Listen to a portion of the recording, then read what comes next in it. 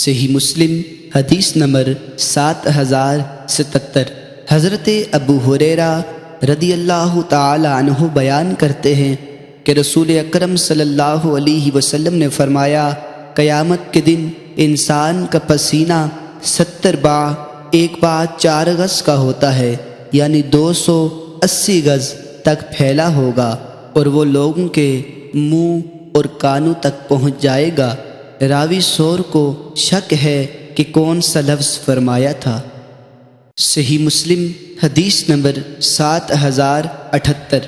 حضرت مقداد بن اسود رضی اللہ تعالی عنہ سے مروی ہے، فرماتے ہیں رسول اکرم صلی اللہ علیہ وسلم سے سنا، آپ فرماتے تھے قیامت کے دن سورج مخلوق کے اس قدر قریب ہوگا کہ 1 میل کی مقدار رہ جائے گی۔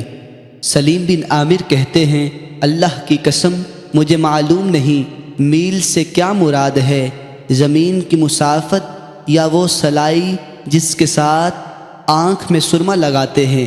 فرماتے ہیں لوگ پسینے کے اعتبار سے اپنے اعمال کی مقدار پر ہوں گے، بعض کے ٹخنوں تک پسینہ ہوگا، بعض کے گھٹنوں تک، بعض کی کمر تک، کسی کے منہ میں پسینہ کی لگام ہوگی۔